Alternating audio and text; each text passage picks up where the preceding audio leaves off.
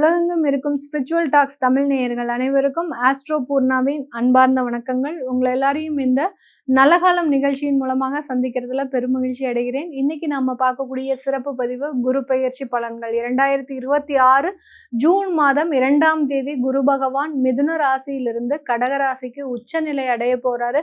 கிட்டத்தட்ட 1 வருடங்களுக்கு அந்த குரு பகவான் அந்த கடகராசியில இருப்பார். இன் பிட்வீன் ஸ்டேஜ்ல பாத்தீங்கன்னா உங்களுக்கு அந்த குரு பகவான் அதிசாரம் அடைகிறார். எந்த மாதத்துல குரு பகவான் அதிசாரம் அடைகிறாரு அப்படின்னு கேட்டீங்கன்னா, நவம்பர் மாதத்துல குரு பகவான் அதிசாரம்ன்றது பாத்தீங்கன்னா விரைவாக நகர்ந்து அடுத்த ராசிக்கு போறதுதான் அதிசாரம். அதனால அந்த கடக ராசியிலிருந்து சிம்ம ராசிக்கு அதிசாரம் பெற்று ஜனவரி மாதம் மீண்டும் அதிசார நிவர்த்தி அடைந்து கடகராசிக்கு திரும்பி வர்றாரு. இதனால இந்த வருடத்துல இருக்கக்கூடிய இந்த ஒவ்வொரு ராசி என்பவர்களுக்கும் உண்டான ஜாக்பாட் பலன்கள். ஏன்னா குரு பகவான் அப்படின்றது பாத்தீங்கன்னா நிறைய அதிர்ஷ்டங்களையும் யோகங்களையும் தரக்கூடிய ஒரு கிரகமாக தான் இருக்க போகுது.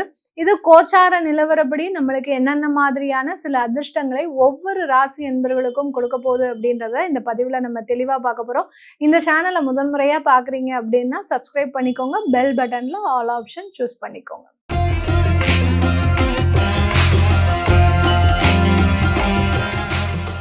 மிதுன ராசி என்பவர்களுக்கு குரு பகவான் 2ஆம் இடமான அந்த தனம் குடும்ப வாக்குஸ்தானத்துல மாறுறாரு. ஒரு மிகப்பெரிய ஒரு குடும்ப வாழ்க்கையில சின்ன சின்ன மாற்றங்கள் எல்லாமே உங்களுக்கு ஒரு திருப்திகரமாக இருக்க போகுது. ஒரு சிறிய மாற்றம் பெரிய அளவுக்கு வளர்ச்சியை கொடுக்குது அப்படின்னா எல்லாருக்குமே அதுல ஒரு ஆனந்தம் அப்படின்றது இருக்கும். அது இந்த மிதுன ராசி என்பவர்களுக்கு கிடைக்க போகுது. ஏன்னா காலபுருஷனுக்கு 3ஆம் இடமான அந்த தைரிய வீரிய ஸ்தானத்துல இருக்கக்கூடிய இந்த மிதுன ராசி என்பவர்கள் எப்போதுமே ஒரு முடிவு எடுக்கிறாங்க அப்படின்னா ஒரு தைரியத்தோட எடுப்பாங்க. ஆனா பல பேர்கிட்ட அதை கன்சல்ட் பண்ணிப்பாங்க. இதை நான் செய்யறது நல்லா இருக்குமா, இது எனக்கு நல்ல ஒரு வாழ்க்கையை கொடுக்குமா, இந்த வரன் எனக்கு நல்லபடியா பார்ட்னரா இருப்பாங்களா, இல்ல எனக்கு இது இவங்க அம்மா அப்பாவோட நல்ல சகஜமா பழகுவாங்களா, இப்படி ஒரு திருமணம் சார்ந்து ஒரு தொழில் சார்ந்து வேலை ரீதியான எந்த முடிவுகள் எடுத்தாலும் இந்த மிதுன ராசி என்பவர்கள் தன்னுடைய முடிவுல ஒரு ஸ்திரத்தன்மையோட இருக்கக்கூடிய ஒரு அமைப்பாக இருக்கும்.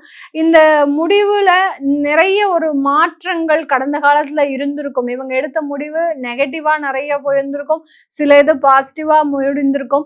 ஆனாலும் அந்த குடும்ப வாழ்க்கையில ஒரு நிம்மதியற்ற ஒரு வாழ்க்கையை சந்திச்சிருப்பாங்க.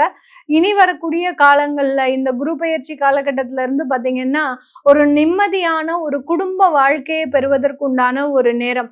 சில பேருக்கு பாத்தீங்கன்னா ஒரு திருமணம் நடந்திருக்கும். அந்த திருமணம் முடிந்து ஒரு 6 மாதத்துல பிரச்சனையில போய் முடிஞ்சிருக்கும்.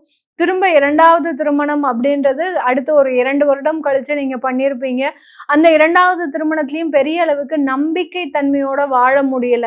இனிமேல் நம்ம யாரை நம்பி நம்மளுடைய வாழ்க்கையை ஒப்படைக்கிறது அப்படின்ற மாதிரியான அந்த நம்பிக்கை தன்மை இல்லாத ஒரு வாழ்க்கையில ஒரு நல்ல ஒரு நிம்மதியான ஒரு வாழ்க்கையை இந்த குரு பகவான் ஒரு அதிர்ஷ்டமான ஒரு வாழ்க்கையை கொடுக்க போறார். நீங்க தேர்ந்தெடுக்கக்கூடிய லைஃப் அப்படின்றது உங்களுக்குண்டான லைஃப். அது உங்களுக்குண்டான வாழ்க்கை மாற்றத்தை கொடுக்கக்குண்டான ஒரு லைஃபாக தான் இருக்க போகுது. இந்த மாதிரியாக அந்த குடும்ப ஸ்தானத்துல இருக்கக்கூடிய அந்த குரு பகவான் உங்களுடைய ராசிக்கு 6ஆம் இடத்தை பார்க்கிறார். அந்த 6ஆம் இடம்ன்றது இதுநாள் வரைக்கும் அந்த வேலை இல்லாமல் அவமானப்பட்ட இந்த மிதுன ராசி என்பவர்கள் உங்களுக்குன்னு ஒரு சம்பாத்தியத்தை நீங்க நிலைநாட்ட போறீங்க. உங்களுக்குன்னு ஒரு வருமானத்தை நிலைநாட்ட போறீங்க. உங்களுக்குன்னு ஒரு வேலை, நான் இந்த இடத்துல இந்த பேங்க்ல ஒரு மேனேஜரா இருக்கிறேன்னா, இந்த மாதிரியான ஒரு கார்ப்பரேட் ஆபீஸ்ல இந்த பொசிஷன்ல இருக்கிறேன்னா, எனக்கு ஒரு டீம் லீடரா இருக்கிறேன், இப்படி உங்களுடைய பதவியை தக்க வச்சு கொள்ளக்கூடிய ஒரு அமைப்பை இந்த மிதுன ராசி என்பவர்களுக்கு இந்த குரு பகவான் முழுமையாக கொடுக்க போறார். அதாவது பதவியில ஜாக்பாட்னு சொல்றோம் இல்லையா, அந்த மாதிரியாக அந்த உயர் பதவிகள் உங்களை நோக்கி வருவதற்குண்டான ஒரு நேரமாக இருக்க போகுது.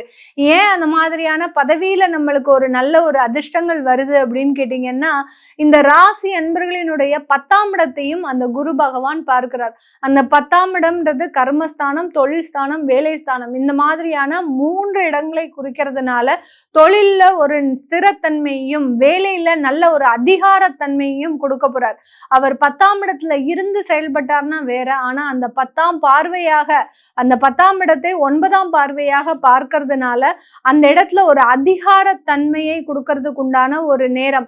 இது நாள் வரைக்கும் நீங்க யாருக்கு பயந்து செயல்பட்டீங்களோ அலுவலகத்துல, இனிமேல் உங்களை பார்த்து மற்றவர்கள் செயல்படக்கூடிய ஒரு நேரம். உங்களை பார்த்து பயந்து, ஐயோ இவனுக்கெல்லாம் இந்த பதவி கிடைச்சிடுச்சே அப்படின்னு சொல்லக்கூடிய அளவிற்கு திடீர் மாற்றங்கள் அந்த அலுவலகத்துல ஏற்படுவதற்குண்டான ஒரு நேரமாக தான் இந்த மிதுன ராசி என்பர்களுக்கு இருக்கும். இந்த மிதுன ராசி என்பர்கள் தன்னுடைய உறவுகள்ல, அதாவது காதல் போன்ற விஷயங்கள்ல கடந்த காலத்துல மிகப்பெரிய ஒரு பிரிவுகள் அப்படின்றது இருக்கும். அந்த பிரிவுகளை சலித்து கொள்ள முடியாமல் மிகவும் விரக்தியோடு இருக்கக்கூடிய ஒரு நபர்களாக இருப்பாங்க. ஆனால் இந்த குரு பெயர்ச்சி காலகட்டத்துல அந்த காதல் அப்படி போன்ற விஷயங்கள் திருமணங்களாக மாறுவதற்குண்டான ஒரு நேரம். அந்த திருமணங்கள்ல மிகப்பெரிய ஒரு வாழ்க்கை மாற்றம் அப்படின்றது இருக்கும். முன்னாடி எப்படினாலும் நீங்க சண்டை போட்டுட்டு எப்படினாலும் இருந்திருப்பீங்க. ஆனா ஒரு குடும்பமாக மாறும்போது ரொம்ப அந்யோன்யமாக, ரொம்ப பாசத்தோட, ரொம்ப அரவணைப்போடு இருக்கிறதுக்கு உண்டான ஒரு நேரமாக தான் இருக்க போகுது. அதுதான் அந்த குடும்ப ஸ்தானத்துல இருந்து குரு பகவான் அருமையான ஒரு குடும்ப வாழ்க்கையை, ஒரு நிம்மதியான ஒரு வாழ்க்கை. இந்த நிம்மதியெல்லாம் எங்க வருது? ஒரு வருமானம் ஒழுங்கா இருந்தா வரும், ஒரு நிரந்தர ஒரு வேலை வாய்ப்பு இருந்தா வரும், ஒரு குழந்தை பாக்கியம் இருந்தா வரும், ஒரு திருமண வாய்ப்புகள் இருந்தா வரும். இது எல்லாம் சேர்ந்ததுதான் அந்த குடும்ப வாழ்க்கை. இது எல்லாத்தையுமே பரிபூர்ணமாக கொடுக்கக்கூடிய ஒரு குரு பெயர்ச்சியாக தான் இந்த மிதுன ராசி என்பர்களுக்கு முழுமையாக, இந்த ராசி என்பர்களுக்கு முழுமையாக இருக்க போகுது. குரு பெயர்ச்சி எப்படின்னாலே எல்லாருமே ரொம்ப அதிகமா ஆவலோட இருப்பாங்க. ஏன்னா ஒருத்தருடைய வாழ்க்கையை, திருமண வாழ்க்கையை தீர்மானிக்கக்கூடிய கிரகம் இந்த குரு பகவான். அடுத்து குழந்தை பாக்கியத்தை தீர்மானிக்கக்கூடிய ஒரு கிரகம் இந்த குரு பகவான். அடுத்து பார்த்தீங்கன்னா வருமானத்துல முக்கியமான பங்கை வகிக்கக்கூடிய ஒரு கிரகமும் இந்த குரு பகவான் தான்.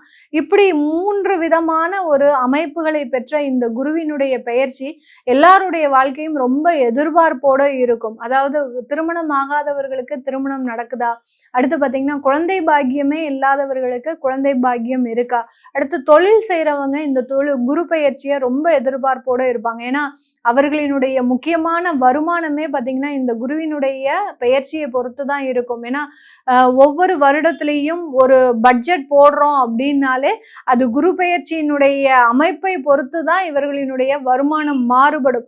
ஒரு மாத வருமானங்களுக்கு பார்த்தீங்கன்னா நம்ம சுக்கிரனை எப்படி எடுக்கிறோமோ அதே மாதிரி வருட வருமானங்களுக்கு இந்த குரு பெயர்ச்சியினுடைய கால சூழ்நிலைகள் ஒவ்வொரு ராசி என்பவர்களுக்கும் ஒரு முக்கியமான ஒரு அமைப்பை கொடுக்கும். இந்த மாதிரியான ஒரு முக்கியமான ஒரு கிரகம் தான், சுப கிரகம் தான் இந்த குரு பகவான்.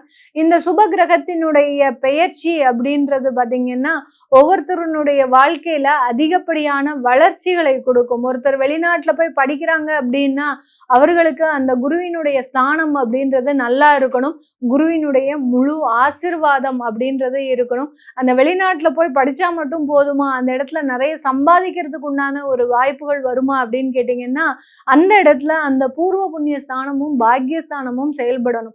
இப்போ காலபுருஷனுக்கு 9ஆம் இடமான அந்த பாக்கியஸ்தானத்திற்குரிய ஒரு கிரகமே பார்த்தீங்கன்னா குரு பகவான் தான்.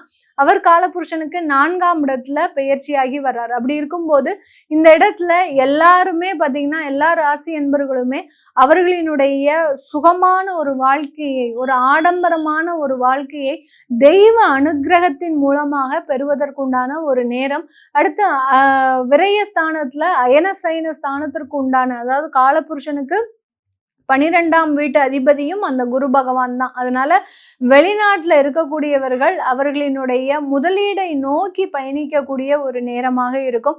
அதிகப்படியா வருமானம் சம்பாதிக்கிறது, பேர் புகழ் பதவி உயர்வு இது எல்லாத்தையுமே அடைவதற்குண்டான ஒரு கால நேரமாக தான் இந்த குரு பெயர்ச்சி காலகட்டம் இருக்க போகுது. இதுவரைக்கும் நம்ம பார்த்த பலன்கள் எல்லாமே இந்த குரு பெயர்ச்சியில இருக்கக்கூடிய ஒரு அதிர்ஷ்டமான ஒரு வாய்ப்புகளையும் ஒரு மாற்றத்தையும் பார்த்திருக்கிறோம். இது எல்லாமே நம்ம கோச்சார நிலவரப்படி பலன்களை பார்த்து கணிச்சு சொல்லியிருக்கிறோம்.